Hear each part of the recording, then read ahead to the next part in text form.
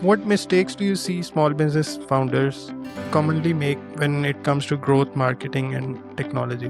One customer told me that they post 60 blog posts a month and everything is automated.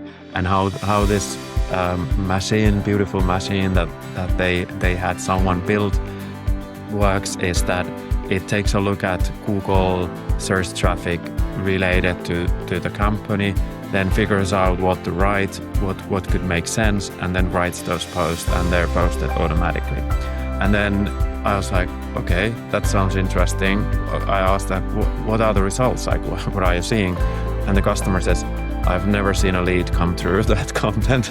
It's this funny place where you can build everything, but you shouldn't build everything. Because you have to make the consumer understand about the product, that also makes building the product difficult, right? Probably try to do the smallest possible thing and then give that to your audience and see if that resonates. The best feedback I've got throughout anything and everything I've done is that when you give something that is clearly not ready, you give that to the customer or prospect, they are very likely to start imagining themselves that, okay, what it could become.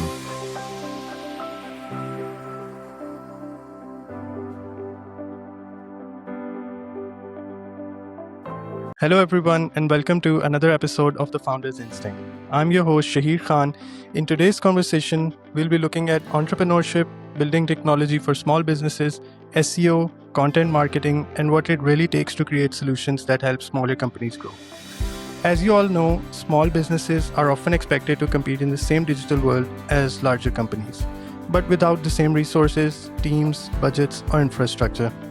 That creates a very different kind of challenge for founders building products, services, and growth systems. Our guest today in The Founder's Instinct is the founder of LandingRabbit, a company that helps B2B founders and GTM teams turn ideas, campaigns, product updates, and customer research into publish-ready sales and marketing pages. He is also a tech entrepreneur and business builder focused on helping small businesses use technology, SEO, content marketing in a practical way to improve visibility, growth, and business outcomes. It is my great pleasure to welcome Mr. Toni Hopponen. Thank you for joining me. How are you doing today? Thank you for the invite, and I'm doing great. How are you? I'm fine too. I'm looking forward to this conversation because small businesses are such an interesting audience. They need practical solutions, not just big ideas, and building for them requires a very clear understanding of their reality. So, before we talk about your company, I'd love to start with your journey because a lot of founders start with a personal observation or frustration before they build something around it. So please tell us, how did your journey lead you into entrepreneurship and building tech businesses? And what was the original problem you saw in the market that made you want to build your company? Yeah, I started my first company 2010, and it was the classic right timing, right place. So I went after uni. I decided that instead of going to one of the business consultancy companies, that would have probably been the better option for me when it comes to my education. I thought I'll go to this mobile app agency. Back then, App Store just launched, and obviously everyone was just like curious about what could you build with Apple, what kind of apps customers would need. And I thought that maybe that's a better opportunity for me to try to combine some of my tech knowledge and then my commercial side, what came through the studies in the uni.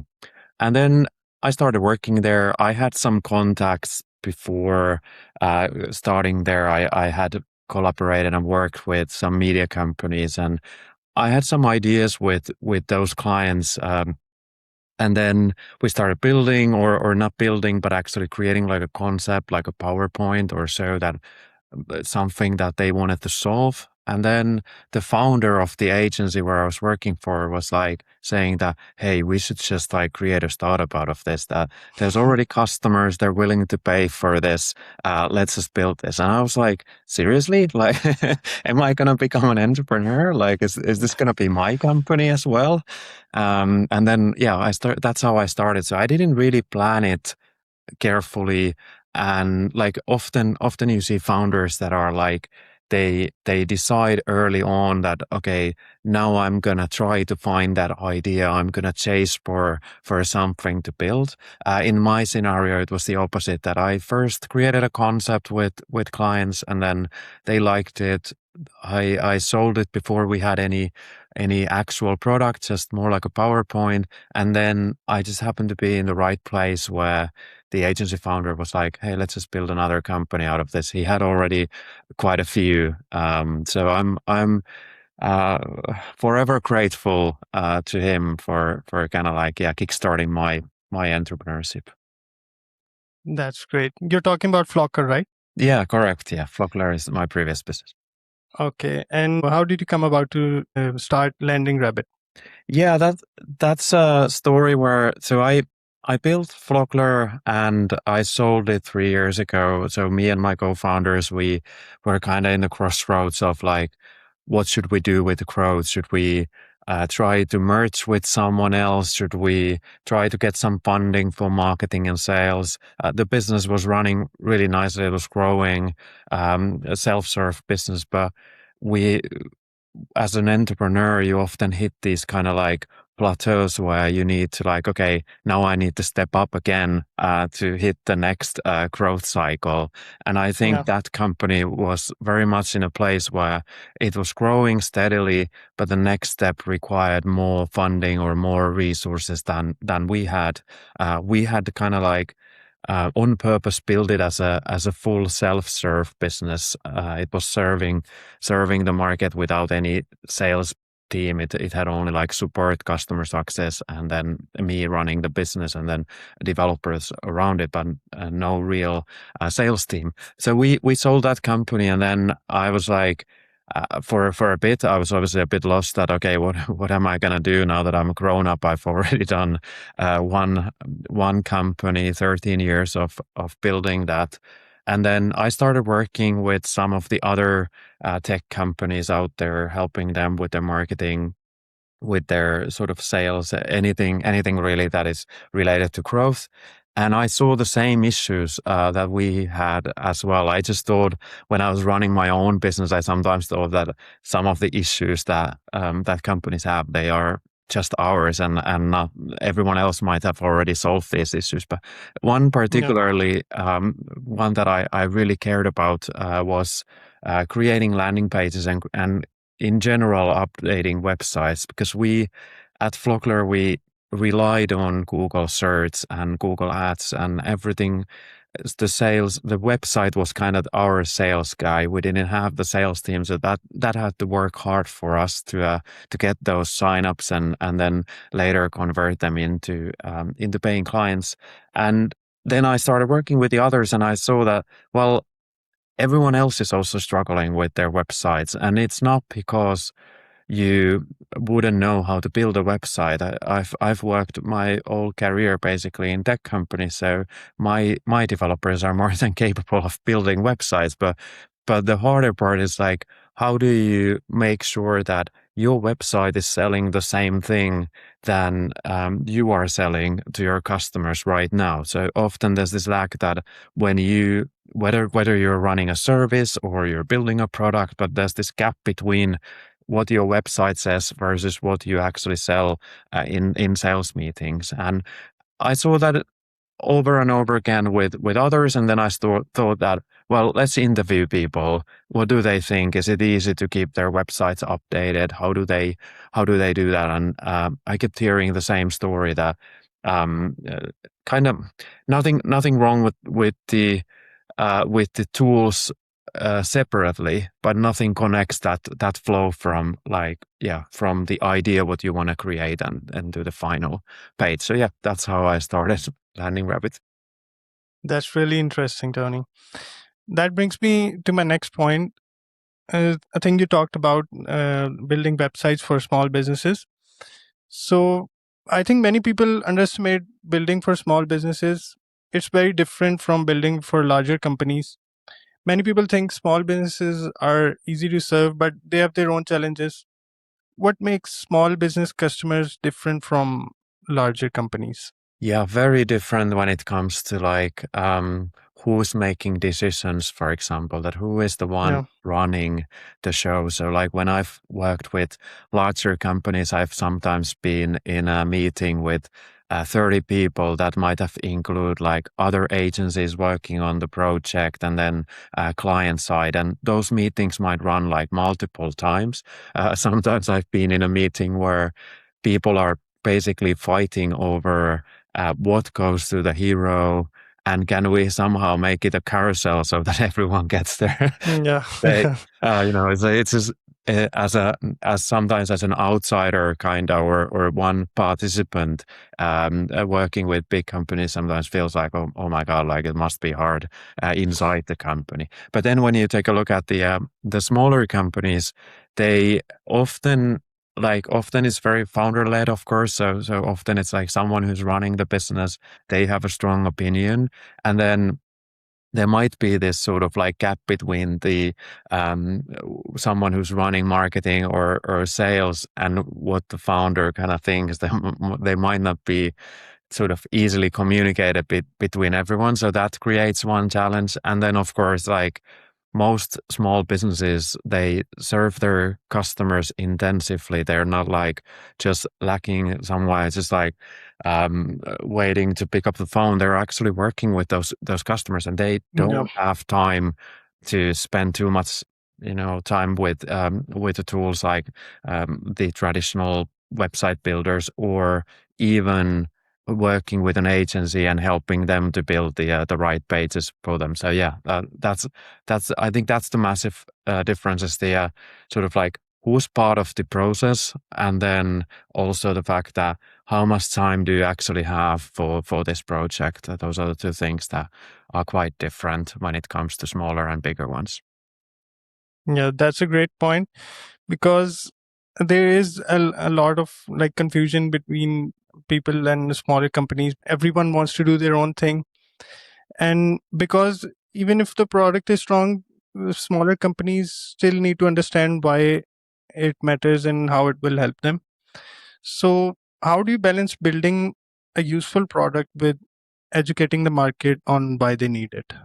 Yeah, that's a great question. And Yeah. from my previous one, I can tell that we were super early in the market with Flockler when we originally started that. And that was the hardest thing that I've ever experienced, basically.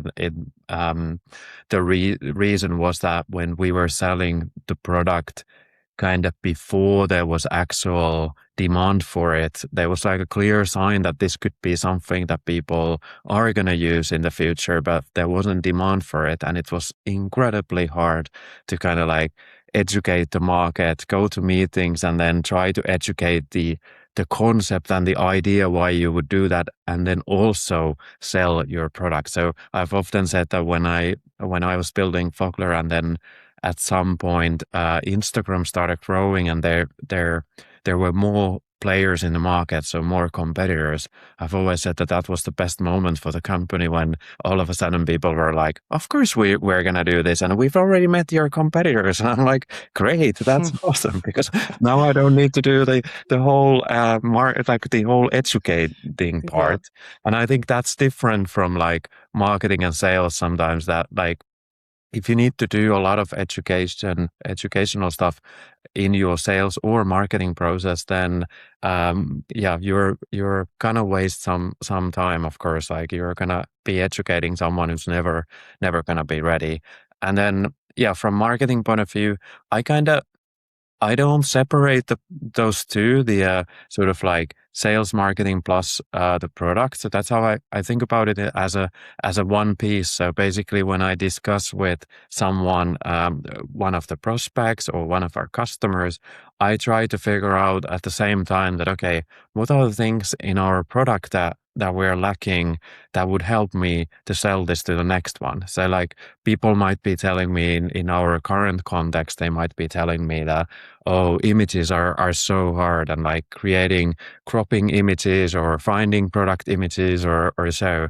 And that's one of the examples that I'm trying to, I don't have an answer yet, but I'm trying to figure out that, okay, how can I help these people? And at the same time, I know that that's a great marketing angle, like talk about it and also like bring it up that, okay, others are also suffering from this. I just don't have the right solution. But yeah, I don't see them as separated, and I don't have any strict rule for my week that this week I'm gonna work 10 hours for product, 10 hours for marketing, 10 hours for sales, and so forth. I'm more like I'll go with the flow, but I've got like maybe monthly targets or so that I'll need to get certain marketing activities done, but not necessarily on a specific day or even specific week. So that's how I'm gonna approaching my whole flow. That's great insight. And because you have to make the consumer understand about the product, that also makes building the product difficult, right? Yeah, totally. It's like the understanding the workflow is the key, and really understanding that if I'm gonna bring this product to market, does the customer need to change their whole process? Is this gonna fit somewhere? Who else is gonna object?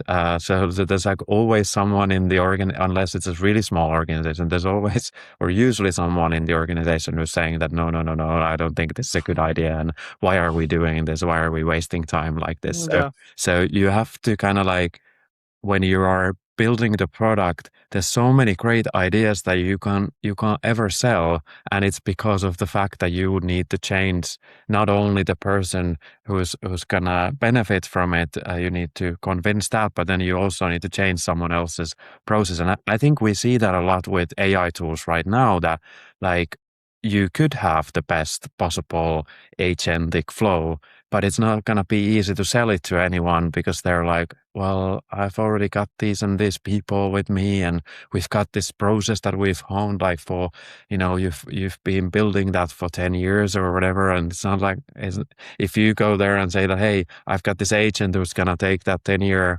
experience from you and just handle it on their own, it's not going to be easy to believe. So I think if you're starting right now and if you want to build anything AI, I would probably try to do the smallest possible thing and then give that to your audience and see if that resonates and if that feels credible promise for the prospect. that makes sense. Okay, Tony, this brings us to SEO and content marketing for small businesses, which you mentioned is one of the areas you usually talk about. So, what role do these play in helping smaller companies grow? Yeah, I've always trusted in content when it comes to promoting my business. So my background with Flockler basically was that we decided to go heavy on content marketing very early on. So if you go back to the early 2010 and the years after, there was a lot of talk around marketing that how content marketing is going to be the biggest thing ever. You might remember Red Bull doing some cool stuff like someone jumping from the moon or whatever. Yeah, It's like they had really, really cool things going on. And at that time, people were talking more about like brand marketing, that content should be some sort of an experience.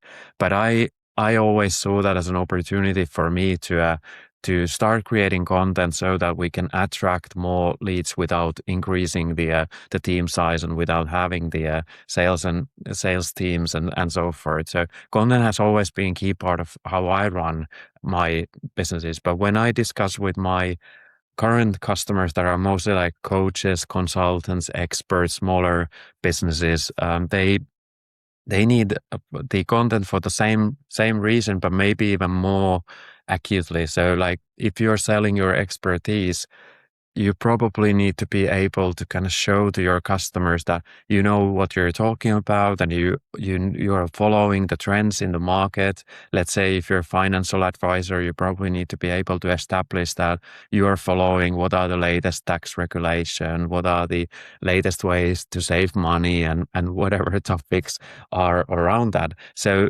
those people often they both know that they need to do it, but they also kind of rely on that content to pull in some of the leads.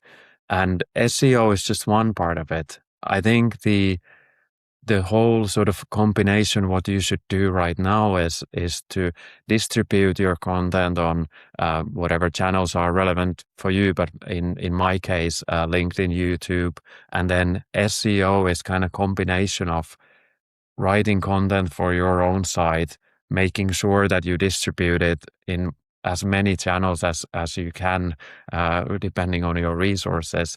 And then that builds the kind of what we used to call SEO, but today it's probably a lot wider. It's more about like having presence all around the internet for Yeah. AI to pick your content and think that you are the trusted player. I've already seen my LinkedIn post being featured by Google AI overviews, which is kind of funny in a way, because like we probably used to think that you have to write really long form articles, post them only on your website, and that would have been the best way to kind of get noticed by Google. But Google has broadened that a lot.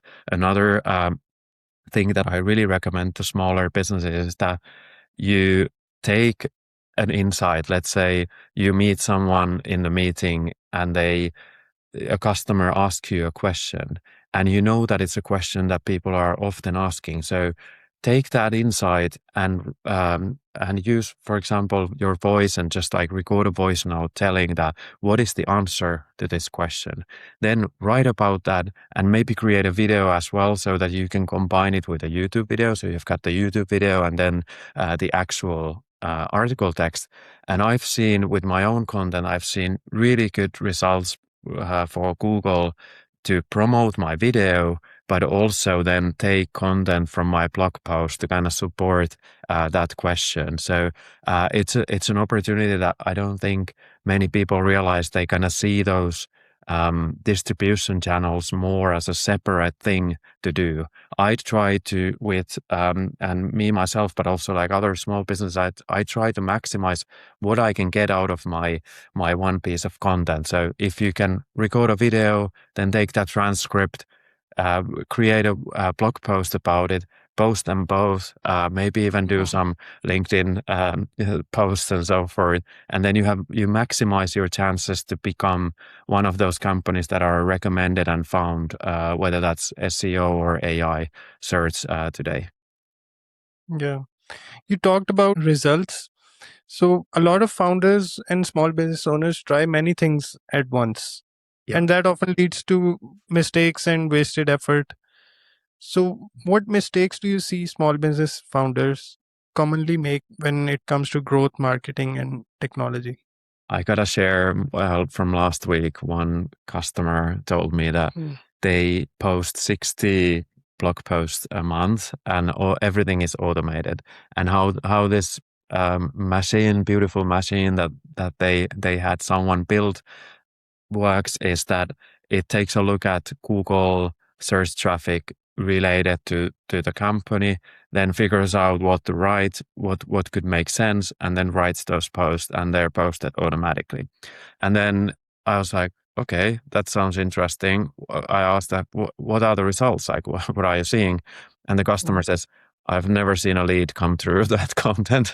So it's like I think one of the main things that we sometimes in small businesses, we're super keen to find the shortcut, and it's great if it's like an admin task, or if it's something that like it's not really core of your business. It's great if you can find those, but marketing and sales should be core of your business. And if you want to convince someone, your prospect or their partner or anyone else who's looking at your content, if you want to convince them, you really need to put effort on that and share your insight, show what is unique about your insight, and then get that to the content. So often, or in my client's case, why they didn't get results with the 60 posts a month is that it's great content when it comes to like looking at SEO value, and even maybe the story is okay, like it's not bad, it's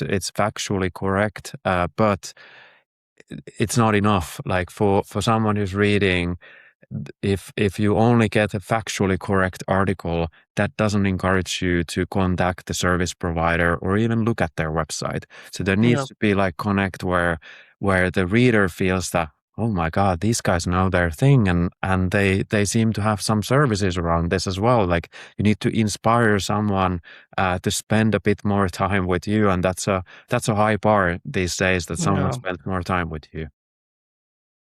Yeah, that's totally true. Inspiring people is quite a difficult task. Yeah. I have a follow-up question. What should small businesses focus on first if they don't have a big marketing budget?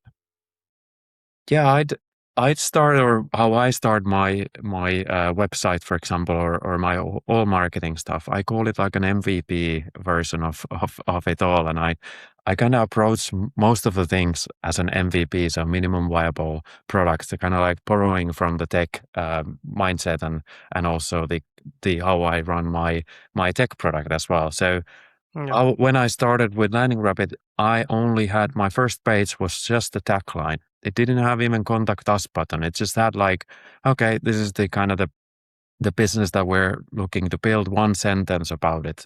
And then from there, I started adding small components to it.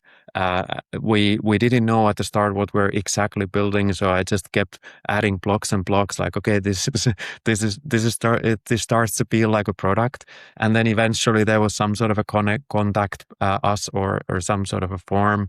Then it became some sort of a sign up for a wait list, and then I started writing blog posts, but all of this is like an incremental thing. I wouldn't recommend for anyone to be like, okay, I don't have anything. Now let's build the best possible website with all, like sub pages, or that let's go full on with YouTube or LinkedIn or anything. Just like step by step, start building that. And most founders that I discuss with, who are early stage founders, or business owners, they kind of think that they couldn't do marketing because they don't have anything yet. So they don't have like a product, or they don't have this and that ready yet. They are not kind of ready to serve the product or service.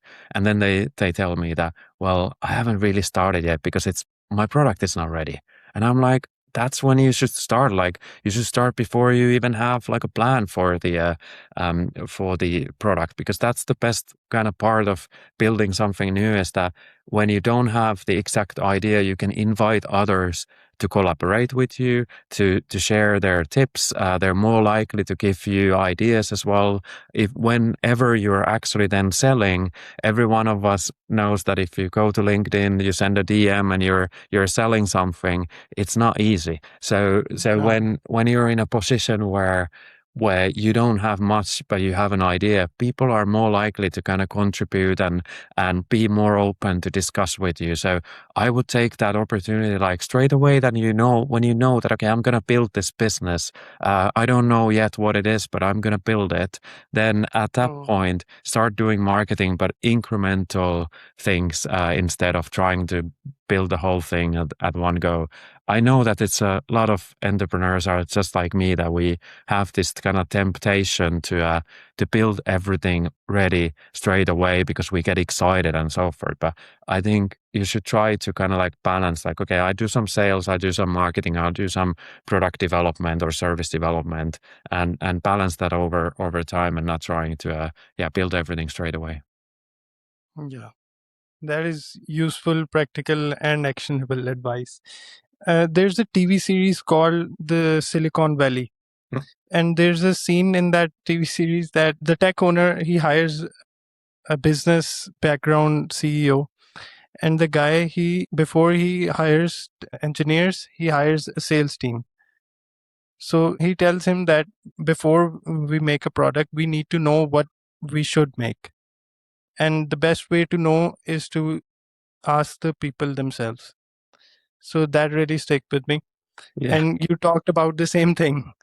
Yeah, So totally. yeah. I kind of see it as like a two ways how to do it. But one of the best ways that I found is that um, I sort of like I start selling and marketing first, and even if I don't have the full product yet, I'll sort of try to kind of get the idea from others that does this message, this sort of like this problem, does it resonate? Because that's the only thing you kind of need to figure out, that is this a problem that people are feeling like, yeah, this is a problem. You still don't know what the actual solution is, and there's like probably a million different ways to solve one particular problem. You can build a very different workflow, very different design, UX, whatever. There's like so many ways how you can then serve. Pricing can be one, or the actual target group. There's like million Yeah.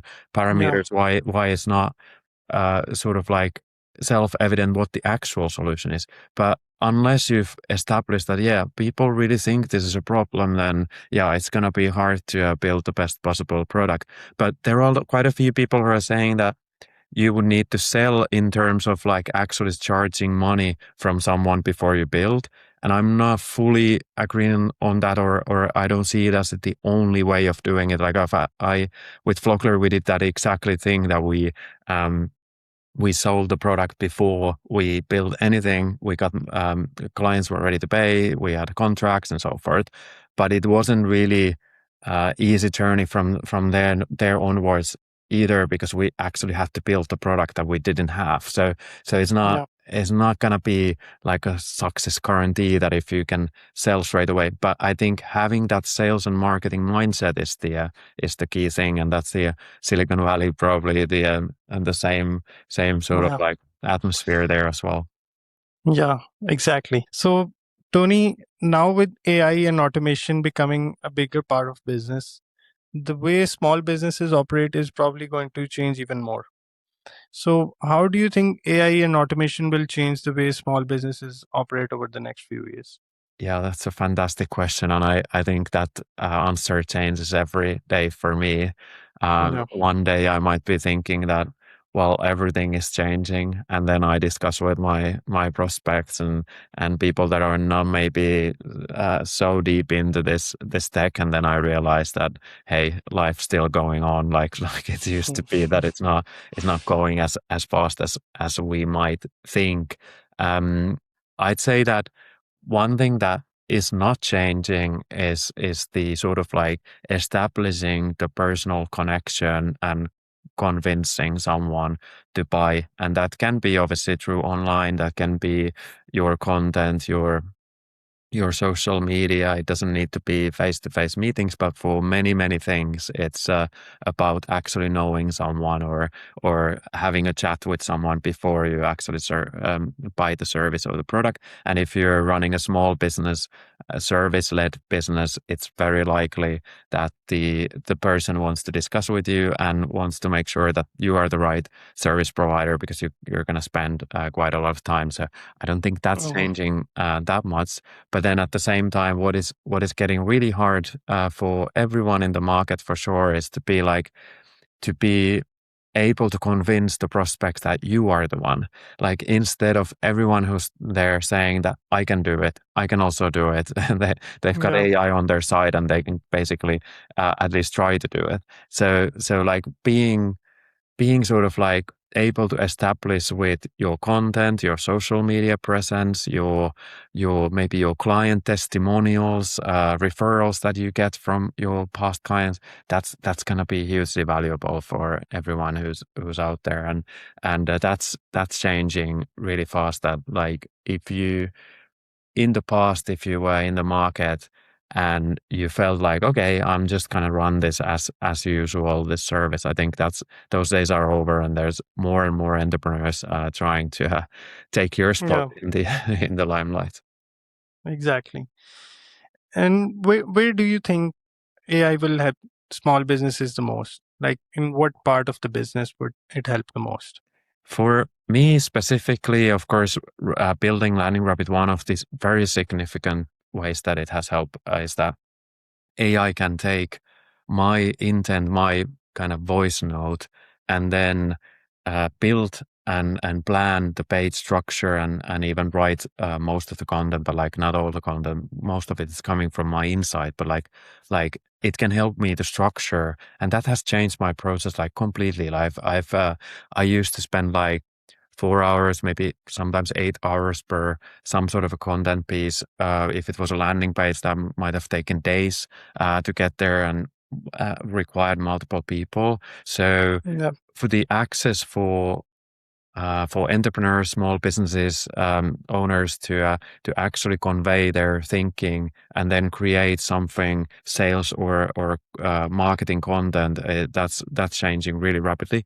And then of course, smaller businesses have a lot of admin tasks that can be sort of like automated or assisted by AI. One example for myself is that CRM has always been a pain for it. It's probably for everyone that like you're not really updating it or you're always like behind on what is in your CRM versus who you're discussing with. But right Yeah. now, there's a lot of tools like I use Claude for updating my CRM.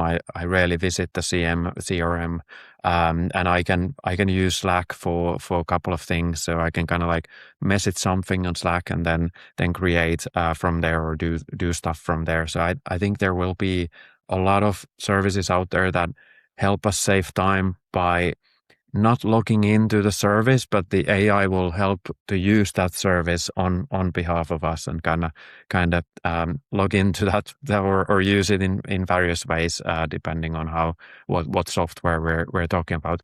This weekend, I was listening to a podcast where someone mentioned that they use the ChatGPT or the coding version Codex to edit videos on Adobe tool. So one of the Adobe tools allows you to somehow like you can through the browser with the agent you can do things. Again, it can really save time if someone needs to do a video.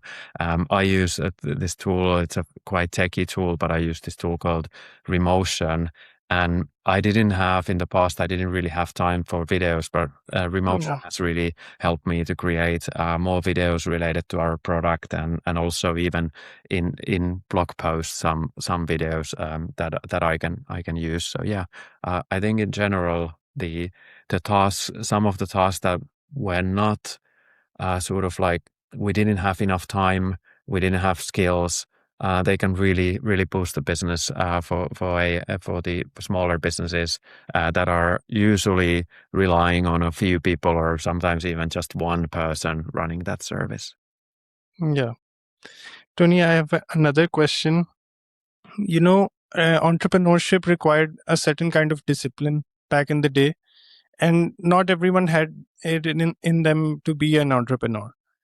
So now, with the invention of AI and it becoming an integral part of businesses, and you can now just automate your processes and everything, do you still think the discipline that was required back then still matters now? And will we see more entrepreneurs coming forward? We will see more entrepreneurs, but I think it will matter more than it ever did. It's like it's this funny place where you can build everything, but you shouldn't build everything. Yeah. It's really interesting when I'm planning our product as well. I really like I have tons and tons of plans that I've never then built and developed with AI because I've sort of like decided that they don't fit the sort of like the customer's mindset, even though they would be super cool to build. And right now you can see a lot of people, even more than in the past.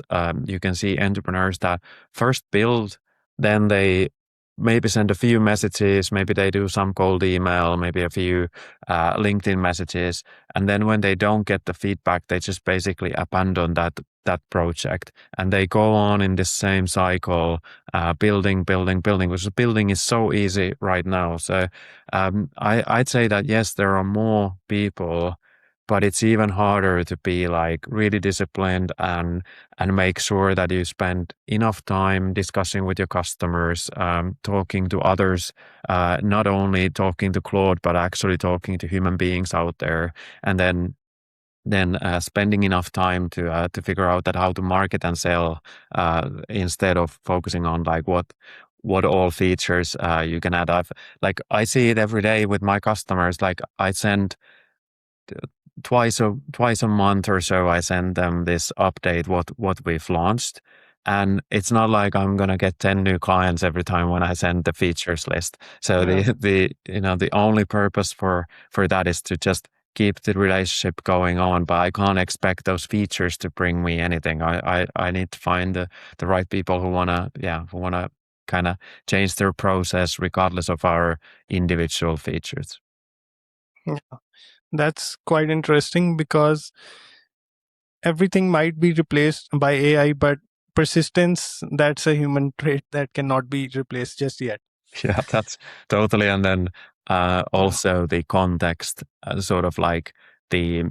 I know that there's a lot of people. There are a lot of people who are trying to figure out the context in terms of like how these systems could have a memory and how they have already some sort of a memory. But like today, for example, when I was working with Claude on some coding project, it automatically stored something into memory that was like completely not needed, something that is completely Mm. waste, and I didn't ask it to memorize anything. And one of the good things about human brain is that we selectively store and do not store. So we are Mm. not trying to, like, we're not seeking to store every piece of information. Otherwise, our head will probably explode or something like that. But like, we're not trying to kind of sense the whole world and then store everything. We just have that experience, and over time, it kind of develops to knowledge or memories that might not even be true, accurate, and so forth.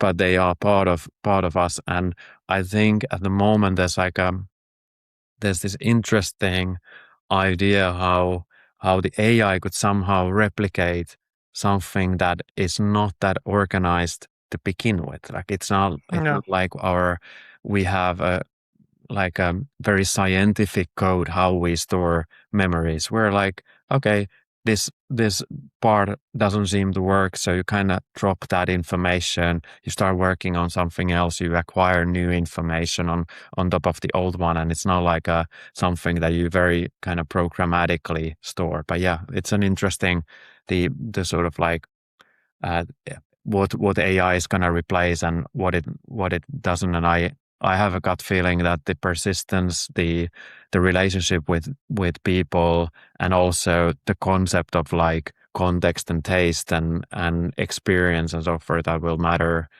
so much more than any tech product out there. Yeah.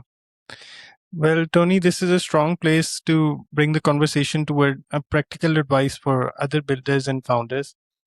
Looking back at your journey so far, what advice would you give to founders who are just starting out building products, services for small businesses? Like what they should focus on first, what they should avoid, what kind of mindset is required to cater for small businesses?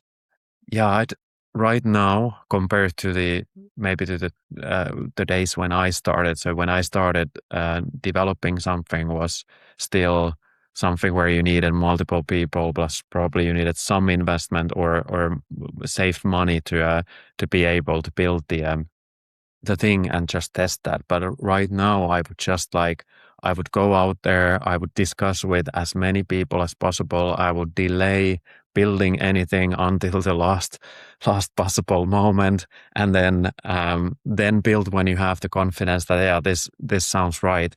And when you build something, then avoid building the full thing straight away and giving that to customers. The best feedback I've got throughout anything and everything I've done is that when you give something that is clearly not ready, you give that to the customer or prospect, they are very likely to start imagining themselves that, okay, what it could become.